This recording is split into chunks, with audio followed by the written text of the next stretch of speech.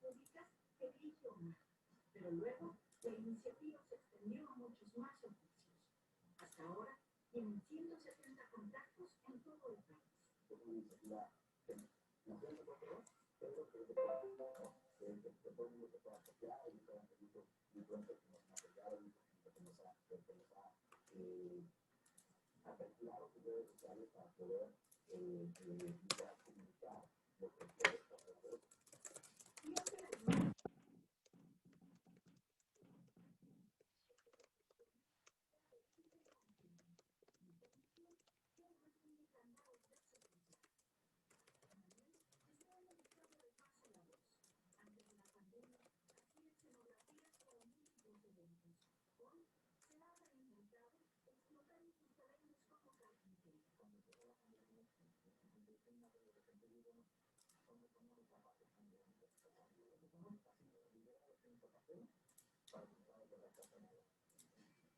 Se quedó con 4 empleados y con ellos hacía las zapateras que vendió y distribuyó por su cuenta.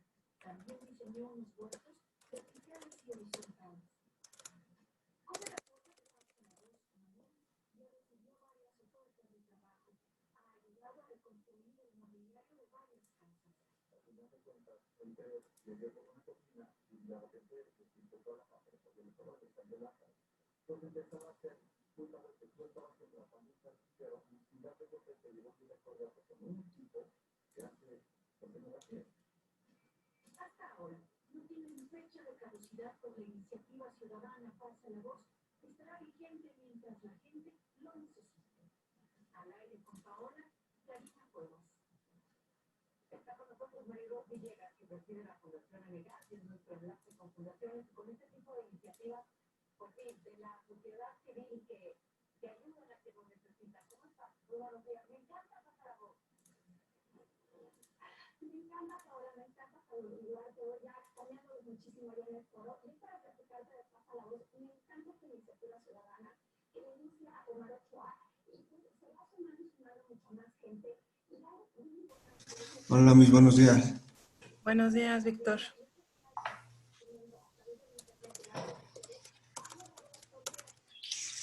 Profe, en lo que entran mis compañeros, ¿me permite ir al sanitario?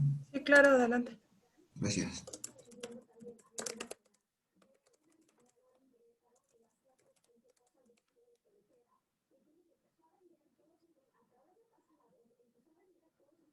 Igual a nivel nacional.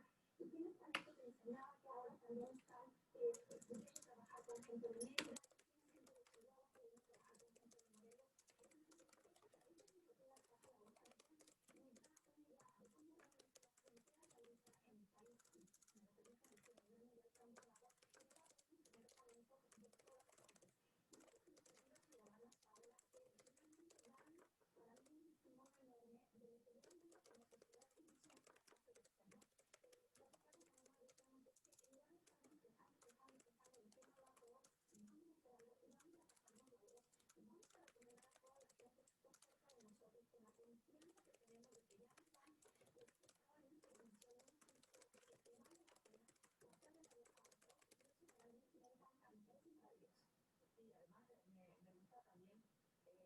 Que no es asistencialismo, no es te doy algo que pronto se va a agotar, porque te doy empleo y aprovecho además el producto de tu trabajo, de tu esfuerzo, de tu experiencia, de tu paciencia, que me parece que es muy importante. Y bueno, que empecé mucho en que hubiera un tipo de seguro de desempleo por un tanto, sí que tenemos tantos que no tienen un ingreso producto de la calle, no hay ese apoyo de organizar por la gente siempre a la sociedad civil ahí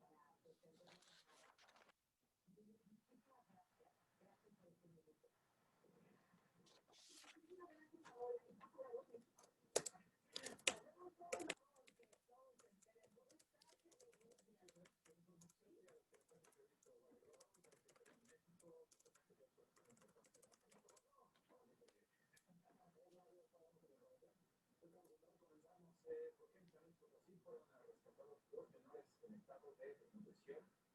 Y además ve maltrato, tiene 16 y 17 años de edad, pero con una apariencia de niños de 7 y 8 años. Ambos padecen autismo y fueron encontrados desnudos con varias lesiones en el cuerpo. Fueron llevados al hospital del niño y la mujer para su atención médica En Campeche, pescadores empezaron a golpes, pedradas, balazos, esto en el muelle del Camino Real.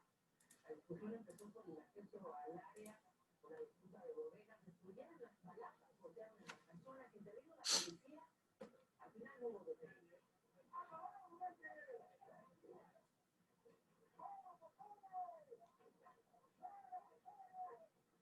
En Plan Veracruz, personal de Pemex sofocó un incendio provocado por una zona clandestina. El fuego comenzó la tarde de domingo. No hubo necesidad de desalojo porque ocurrió en una zona de espera. Y un enjambre de abejas africanas atacó a trabajadores del departamento de limpia y cuerpos. Estaban haciendo labores de desastre. 4 personas tuvieron picaduras, todos no son necesarios hospitalizados. Y nos vamos ahora con Nairo Ochoa, director de las calles de la Ciudad de México. Y nos tienes un reporte importante, Nairo. Muy buenos días. Buenos días, para una mañana lluviosa en el Valle de México. La lluvia comenzó a eso de las 5 de la mañana. Cayó bastante fuerte aquí en el centro de la ciudad. Afortunadamente no hay cantidad.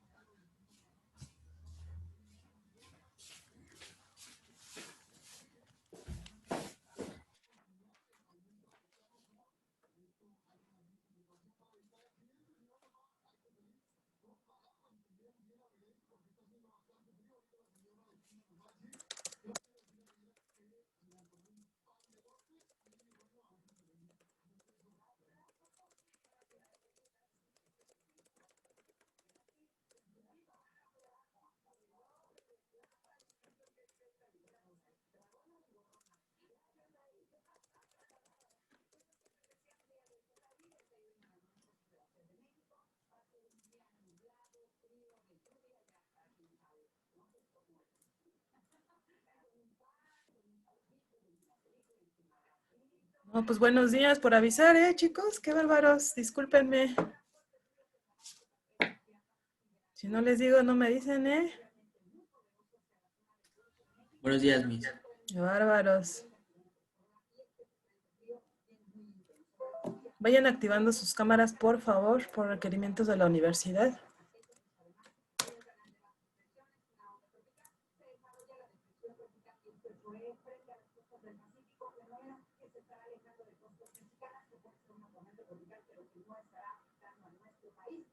Un minuto y comienzo a tomar asistencia, por favor.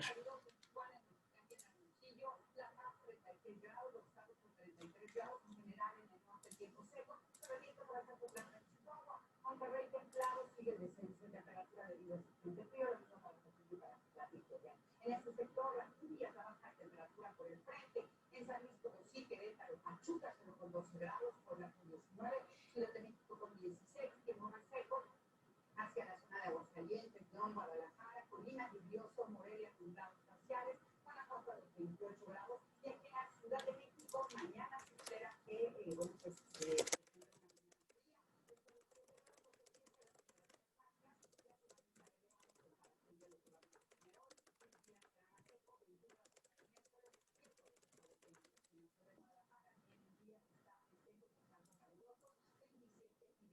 grados, aquí en la Ciudad de México, 26 grados para resaltarlo. En Mérida, el tiempo lluvioso, fuertes precipitaciones invernosas para Tulum, inclusive en Cancún, también lluvias en Cuernavaca, en Oaxaca, en Villahermosa y Ayora, en el puerto de Veracruz, y empieza este viento, aunque va a ser más poderoso durante las próximas horas. Gracias a Oscar Hernández, compañero de Televisa, por ser parte de las presentaciones de Clima al Aire, las ideas de la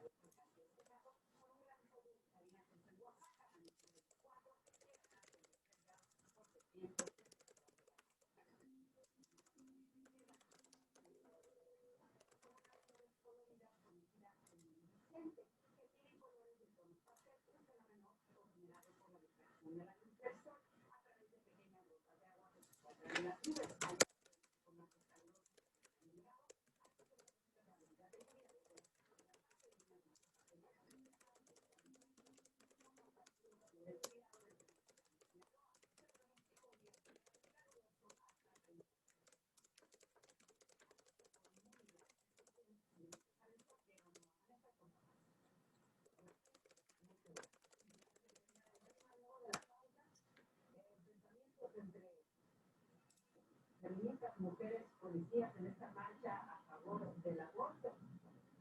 La jefa de gobierno señala a una mujer de financiar la toma del edificio de la CNDH. Y piden que sean los hombres quienes lo investiguen en los deportes. La mexicana Renata Zarazúa, que historia, ya avanzó, sí, a la segunda ronda de Roland Garros. Ya ves. En Movistar tenemos buenas noticias para tu familia.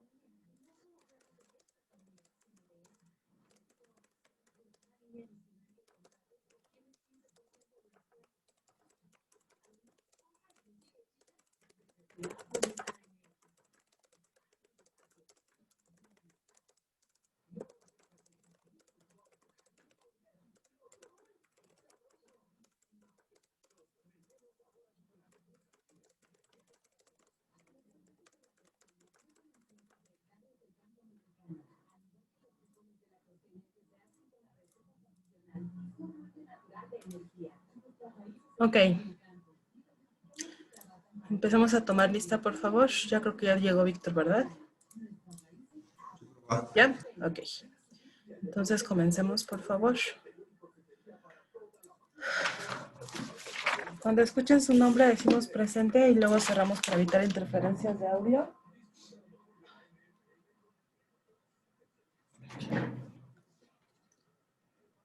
Mari. Presente. Gracias. Marcos. Presente. Gracias. Michelle. Presente. Gracias. Brandon. Presente. Gracias. Y Víctor. También. Ok. Bueno, entonces déjenme lo pongo aquí en el...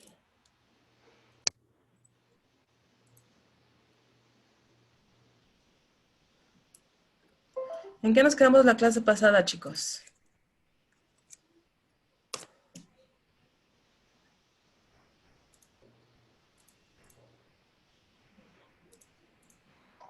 ¿En qué nos quedamos, chicos? Recuerden que tienen que estudiar, ¿eh?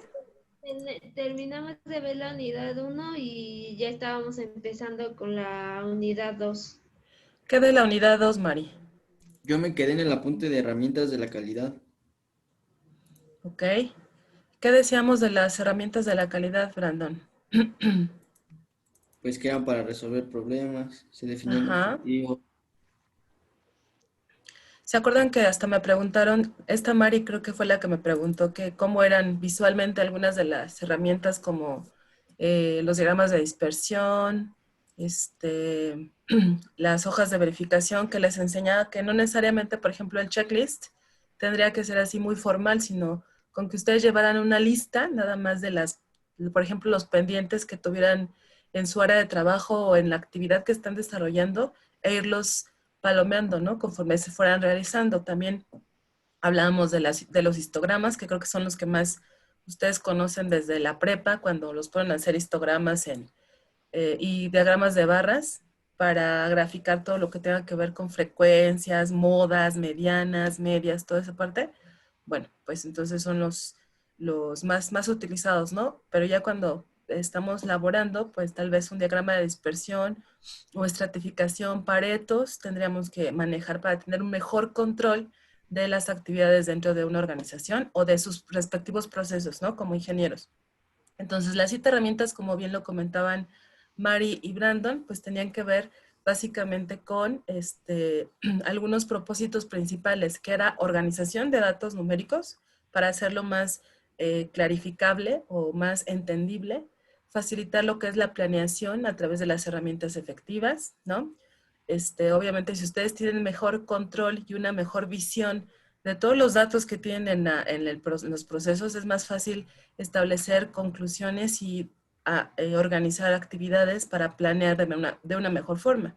Y por supuesto, esto va a redundar en una mejora en el proceso de toma de decisiones de toda la empresa o de las áreas que utilicen alguna o todas estas herramientas de calidad, ¿no?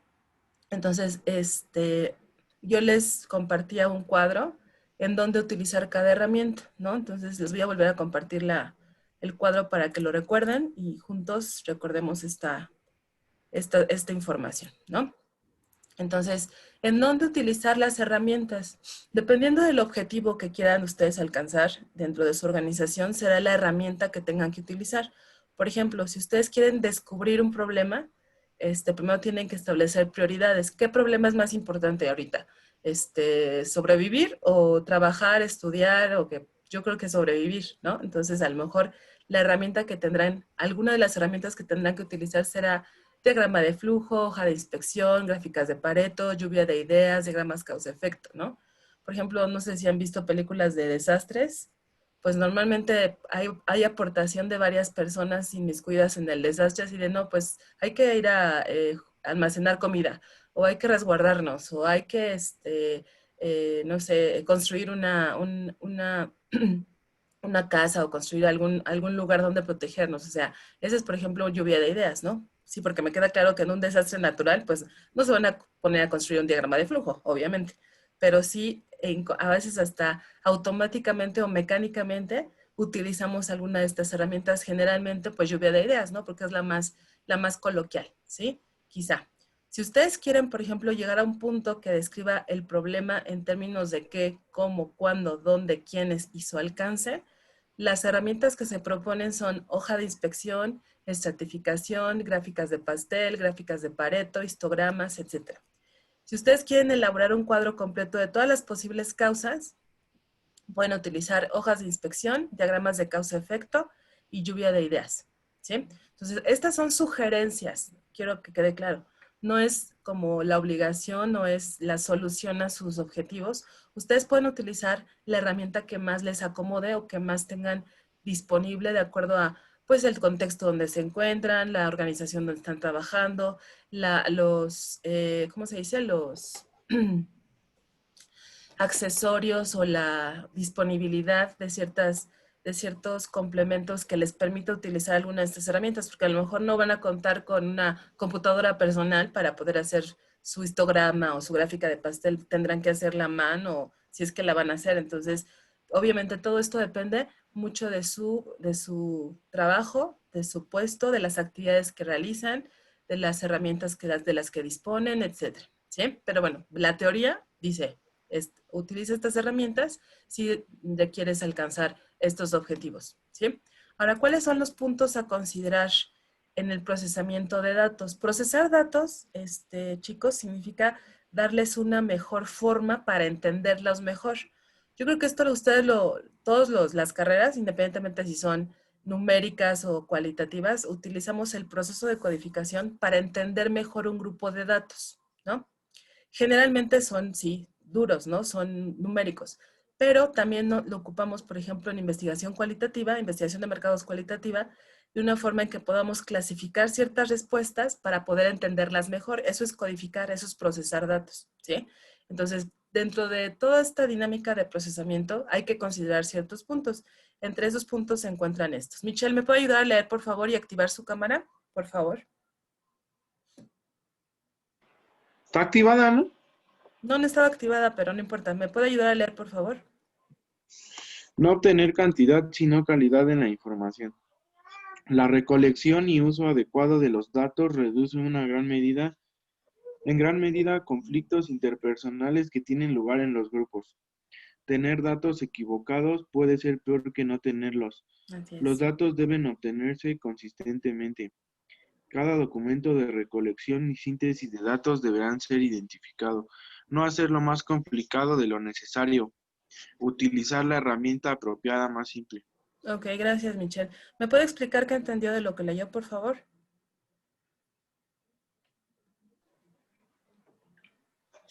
Pues que no debemos de tratar de inventar nosotros la investigación, sino de acuerdo a eso, solo únicamente poner datos verídicos, ¿no?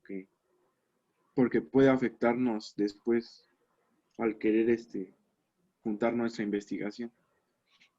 Bueno, ese es uno de los puntos, pero yo creo que aquí en general, de lo que acaba de leer Michelle, es la parte de recolección, la importancia de la recolección, como él dice, de incluir todos los datos, no solamente los que ustedes entiendan, porque, por ejemplo, en las tareas que yo pido en algunas clases, me ponen nada más los puntos que entienden, no todos los que se les piden, ¿no? Y bueno, si me queda claro que obviamente pues vas a explicar lo que más comprendas, pero eso hasta qué punto va a arrojar información confiable o completa, ¿no? Entonces, si su jefe les pide un reporte de procesos de producción, pues no le van a poner nada más un reporte de logística, por ejemplo, porque es lo que ustedes entendieron en su trabajo. O sea, tienen que reportarle lo que se les pide, de acuerdo a lo que se está haciendo en la empresa, ¿no? Entonces, es importante, como dice Michelle, no omitir puntos, no darles un procesamiento incompleto, también eso es otra cosa, ¿no? Entonces, yo creo que aquí es importante que ustedes recuerden todas sus clases de ingeniería en donde cada clase es de algún tópico en especial y requiere ciertos procesos especiales. O sea, me imagino que, no sé, díganme una materia que han tenido. IDO, por ejemplo, investigación de operaciones, ¿no? Que me imagino es una materia que todos los ingenieros llevan en algún momento. Entonces, en IDO no van a llevar a lo mejor, no sé, un proceso para armar un ejercicio numérico que les asigne el maestro, que utilice, no sé, una tabla de distribución de frecuencias, porque no aplica. O sea, yo creo que en IDEO lo que yo recuerdo que llevé en algún momento era pues ruteo, simplex, todas estas ondas de tiempos y movimientos y esto que ustedes ven más en enfoque, ¿no? Más especialistas en esto, ¿sí? En esa materia. Entonces, a lo que quiero llegar aquí con este procesamiento de datos es que tienen que utilizar las técnicas apropiadas para la situación que se presente. ¿Sí me explicó? O sea, no puede ser nada más un procesamiento que no aplique. Eso es a lo que me refiero, ¿no? Entonces, también otro punto que leyó Michelle es la calidad, no la cantidad, ¿sí? Yo, por ejemplo, eso lo podemos ver en tesis. En tesis, todos los alumnos, bueno, no todos, pero la mayoría se preocupan y nos preocupamos porque en su momento me pasó cumplir con la cantidad de hojas que te piden en marco teórico, en marco metodológico, en el planteamiento del problema y pues no se trata de alcanzar un número de hojas o un número de palabras que te pidan en las tareas, te piden esa cantidad porque está asociado con la calidad que es requerido en el problema, ¿no? O en la actividad, ¿sí? Entonces, es importante que en el procesamiento de datos no nada más se recabe información al mayoreo o burda, que no tiene ninguna razón de ser para los objetivos y las decisiones que se tienen que tomar, ¿sí? Entonces, otra cosa que es bien importante es que ustedes utilicen la herramienta más apropiada, no necesariamente tiene que ser la más simple, pero tampoco tiene que ser la más compleja, ¿sí? Entonces, esto es más o menos a grandes rasgos lo que Michelle acaba de leer, ¿ok? Miren, chicos, lo de las cámaras, haciendo un breve paréntesis, porque tampoco me quiero ver como la maestra que ventanearon en Durango, que ya me dice les echa encima vía la cámara a los pobres alumnos. Pero punto número 1, yo no lo digo, es un requisito que pide la universidad. Cuando ustedes tengan problemas de cámara, porque ahorita con Michelle, yo veía que no estaba activada la cámara y a lo mejor a él sí le aparece activada. Entonces, yo les recomiendo que chequen sus cámaras porque a lo mejor se ponen en modo, no sé, inactivo, sin quererlo, después de no ocuparlos por determinado tiempo. Solitos se desactiva la cámara. Entonces, nada más estén al pendiente de que esté prendida. Y si tienen problemas de que su conexión, porque es otra cosa en Zoom, cuando tienes abierta la cámara se hace más lenta la conexión o la transmisión. Entonces, si llegan a tener este tipo de problemas, yo no tengo inconveniente en que la apaguen siempre y cuando la dirección esté enterada y me avise a mí de que no hay ningún problema, porque sí llega a pasar, pero tienen que estar en comunicación con la dirección. Sé que es complicado a veces encontrarlos a dirección, porque pues me imagino tienen muchas cosas, muchas actividades, entonces, pues ni modo, si van a tener estos problemas frecuentemente, repito, de conexión o de cámara o de internet o de luz o de cosas así, que les impidan estar de acuerdo a lo que la universidad les pide, repito, no soy yo la que lo pide, la universidad indica así, nada más repórtenlo por correo, estar llamando constantemente a la dirección para que ellos nos avisen a nosotros como maestros y no tengamos ninguna mala comunicación, ¿sí? ¿Sí me explicó o no? Sí, Miss. ¿Sí? Digo, Sí, eso es lo que yo sugiero para estar en Santa Paz, ¿eh? En Santa Paz con todas las clases, porque, por ejemplo, ahorita Mari se apagó la cámara. Me imagino que le pasa igual que a Michelle. De repente se cierra. Entonces, Este tipo de cosas nada más hay que estarlas cuidando un poquito, ¿no? Bueno, entonces continuamos con lo de los puntos a considerar en el procesamiento de datos. Por favor, Víctor, ¿me puede ayudar a leer estos del 7 al 10 y explicarlos, por favor?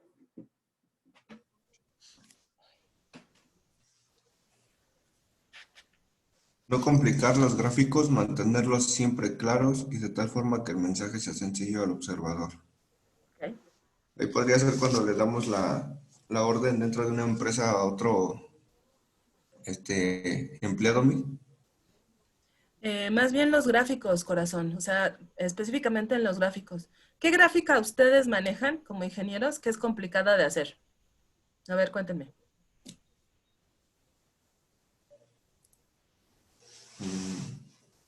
Pues bueno, es que tal vez a nosotros no se nos haga difícil, Complicado. por ejemplo, un diagrama de PERT o de Gantt, ¿no? Ok, bueno, el de Gantz no es tan complicado, ¿no? Pero, por ejemplo, a mí, algo que se me hizo muy difícil en la carrera fue el mapa de posicionamiento. Mm. Y no es difícil hacerlo, sino cargar los datos para que el programa te lo mande. Pero así hacerlo a mano sí es un logro, ¿no? El de posicionamiento. A lo que quiero llegar con esta pregunta es que hay diagramas que no es necesario utilizarlos nada más para quedar bien con quien lo va a leer tu trabajo, ¿no? O tu jefe. Puedes ocupar diagramas muy simples y ser bastante explícito, ¿no? Ok, continúe, Víctor. No, no interpretar a ciega los gráficos de la misma manera en situaciones diferentes. Usemos el sentido común. O sea, ahí se basa casi en lo mismo que el punto de arriba, ¿no, Miss? Fue como Ujú. de la mitad. Sí, va de la mano. Es que hay personas que, incluso en el trabajo, a mí me tocó que no sabían ni cómo se interpretaba un diagrama de pastel y se ponían a interpretar, ¿no? Se ponían a exponerlo en una junta de trabajo con el cliente y pues nos hacía quedar mal. Entonces, mejor, si no saben entender algún diagrama, no lo metan, ¿no? Más fácil. Ok, siga, Víctor, por favor. No sesgar los resultados por el método de muestreo. Tratar de obtener muestras tan aleatorias como sea posible. Pues ahí es hacerlo, como dice usted, ¿no, profe? Lo más, no sencillo, pero lo más entendible posible, ¿no? Claro. Sí, porque yo creo que aquí en este punto que nos leyó Víctor, hablamos de utilizar lo que es la representatividad de una muestra. ¿Qué es una muestra representativa? Marcos, ¿qué entiende por una muestra representativa?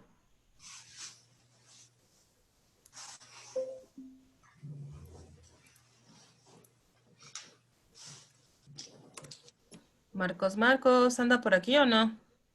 Creo que ya se salió. Ah, no. No, sí está, profe.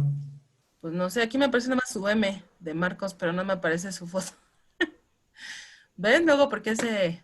Debe tener problemas con su conexión porque aparecen los tres puntitos.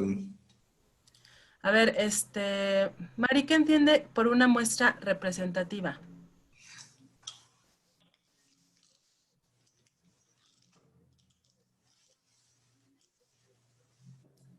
Muestra representativa, Ujú. no sé, Ajá. como Pues ahí es como, por ejemplo, cuando en la empresa van a presentar, por ejemplo, algún diseño, un prototipo de, por ejemplo, un diseño de un coche que va a cambiar su fascia por otra o así, profe. No, chicos, una muestra representativa, no sé si ustedes ven en alguna materia este concepto o muestrean en algún momento, significa que tu muestra sea representativa de toda tu población. O sea, una muestra representativa no es una muestra grande. Una muestra representativa es una muestra que tenga elementos muestrales lo más similares a tu población. O sea, ustedes no pueden muestrar peras con manzanas. O muestras peras con peras o muestras manzanas con manzanas. ¿Sí me explicó? O sea, el punto aquí de que sea representativa o el objetivo de que sea representativa es que ustedes puedan interpretar datos de una forma más confiable. ¿Sí me explicó? Porque si ustedes nada más, por ejemplo, no sé, su objetivo de investigación, suponiendo, ¿no? Quiere hacer, entender por qué los alumnos de primaria tienen una mejor, han mostrado un menos entendimiento o un mal entendimiento en esta modalidad virtual, por ejemplo, ¿no? Entonces, cuando quieres hacer tu muestra, ¿qué muestra vas a utilizar? ¿Tu muestra de qué debe de integrar? ¿Alumnos de primaria, de prepa, de secundaria, de profesional, de qué? A ver, díganme.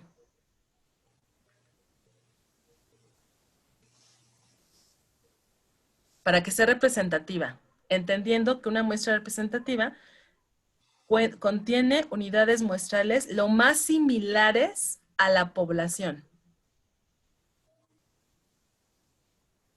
Si su objetivo de estudio es entender por qué los alumnos de primaria no entienden esta modalidad de escolar virtual, ¿qué tipo de muestra tiene que ser la que obtengan?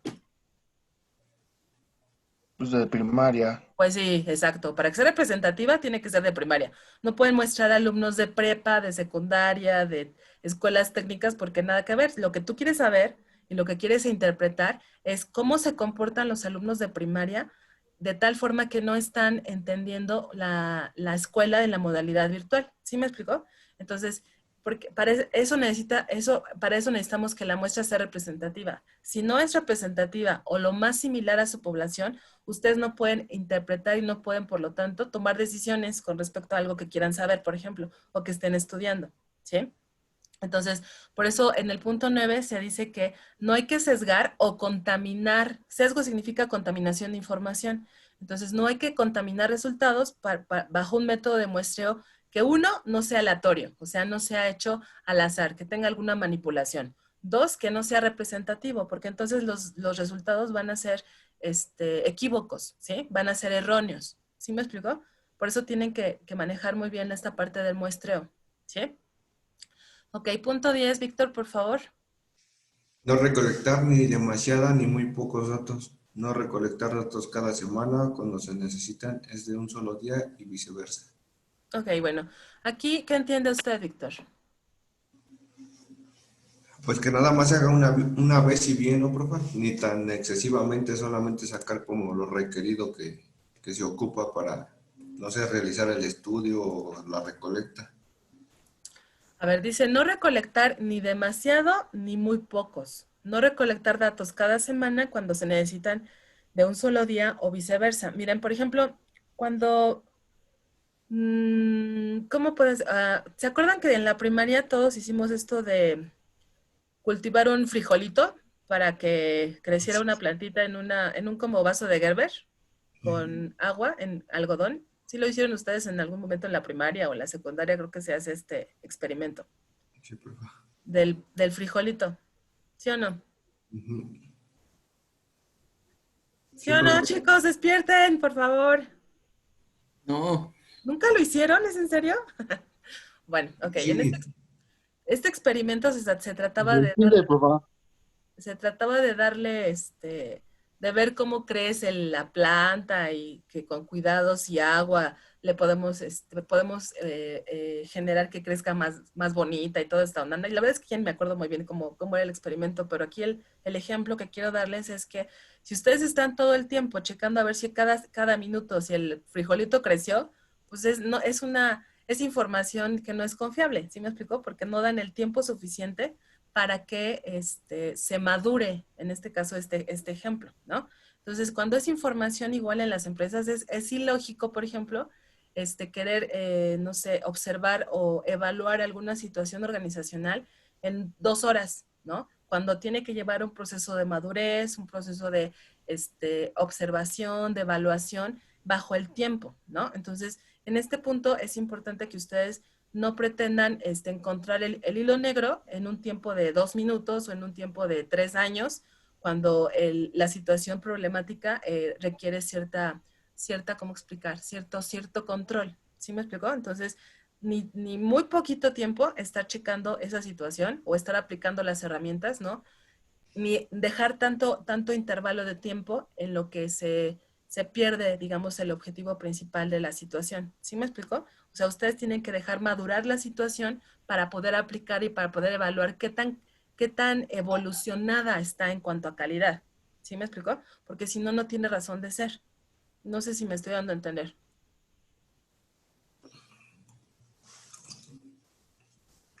sí, Sí. Sí, Miss. ¿Seguros? ¿Chicos? ¿Sí? Ok. Bueno. Gracias, Víctor. Entonces, checklist. Mari, ¿me ayuda a leer, por favor? Checklist. Hoja de inspección o verificación, ¿qué es? Una verificación, también llamada de control o de chequeo, es una impresa con formato de tabla o diagrama destinada a registrar y compilar datos mediante un método sencillo y sistemático, como la anotación de marcas asociadas a la ocurrencia de determinados sucesos. Esta técnica de recolección de datos se prepara de manera que su vida sea fácil e interfiera lo menos posible con la actividad de quien realiza el registro. Que su uso, corazón, no su vida. Su uso sea fácil e interfiera lo menos posible con la actividad de quien realiza el registro. ¿Sí? Entonces, sobre esta herramienta es lo que les comentaba hace un momento, ¿no? O sea, tienen que hacerla lo más sencillo para su uso, para el de ustedes, para que la forma de interpretar sea más sencilla aún, ¿sí? Si ustedes utilizan formatos muy complejos, luego hasta cuando se hace la interpretación o la bajada de datos, resulta complicado interpretarlo, ¿sí? Entonces, por eso son herramientas. Una herramienta les ayuda a simplificar procesos, no a complicarlos más, ¿sí? Muy bien, gracias, Mari. ¿Puede continuar leyendo las ventajas de checklist, por favor? Ventajas. Supone método que proporciona datos fáciles de comprender y que son obtenidos mediante un proceso simple y eficiente que puede ser aplicado a cualquier área de la organización.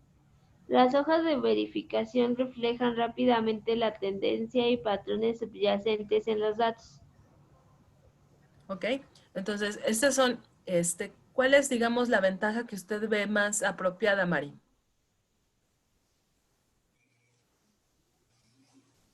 La UNAMIS, ¿Por porque qué? dice que proporciona, o sea, que hace que su comprensión sea fácil y, y que sea rápida, ¿no? Ok, entonces, para usted la principal ventaja o por lo que usted utilizaría esta herramienta es porque es muy sencilla de utilizar. Ajá, y se puede comprender mejor. Ok, bien, Mari, gracias. ¿Para qué sirven, Marcos, las hojas de verificación? ¿Lo puede leer, por favor? ¿Para qué sirve? La hoja de verificación para la obtención de datos se clasifica de acuerdo con diferentes características, entre paréntesis calidad o cantidad, y se utilizan para observar su frecuencia, para construir gráficas o diagramas. También se utilizan para reportar diariamente el estado de las operaciones y poder evaluar la tendencia y o dispersión de la producción. Ok, ¿qué entendió, Marcos? Pues sí, como su nombre lo dice, ¿no, profe? Son hojas para, pues así que para llevar una verificación de lo que se está realizando, Más ya sea que, diariamente o ajá, mensualmente, es lo que yo entendí, ¿no? ok, porque son más bien, estas herramientas se llaman también de estatus, ¿sí? Porque muestran justamente el estado que va llevando cierta actividad o cierto objetivo establecido dentro de la empresa o dentro de un área, ¿sí?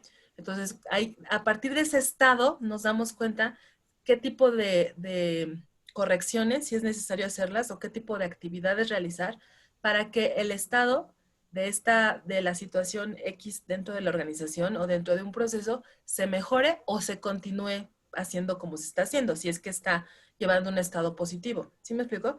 O sea, el chiste es que el checklist no siempre es para, permítame tantito. Ay, perdón. El checklist no solamente es para identificar algo malo, ¿no? O para ver quién no está haciendo qué, sino más bien también es una herramienta que nos permite visualizar cuál es el estado de una actividad o de un proceso dentro de la organización y poder actuar en consecuencia, ¿sí? Ok, entonces, ¿para qué más sirven los checklists? Michelle, ¿puede ayudarme a leer, por favor?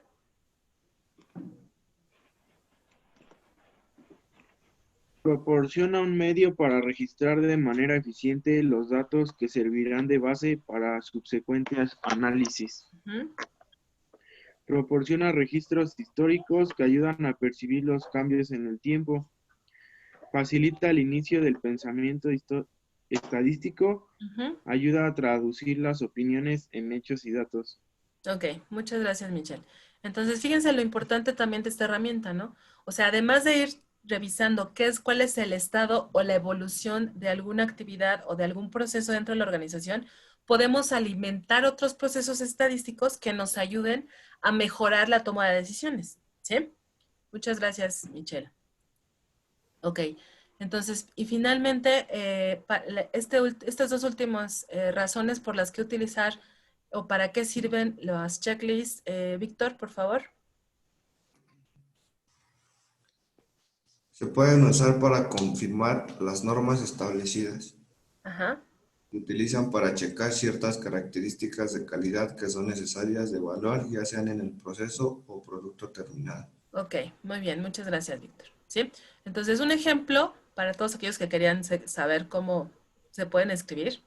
Entonces, aquí hay un checklist de hoja de repartición, ¿no? Entonces, de acuerdo a qué zona o qué lugar se puede repartir el producto y que si ya se verificó o si ya se cumplió con la entrega, y excepto en por ejemplo, aquí el caso es de la colonia Florida, aquí no se cumplió con la entrega, no se verificó que existiera o no se revisó. Entonces, por debido a una inundación en la colonia, ¿no? Entonces, eso es un ejemplo de hojas de verificación, ¿sí?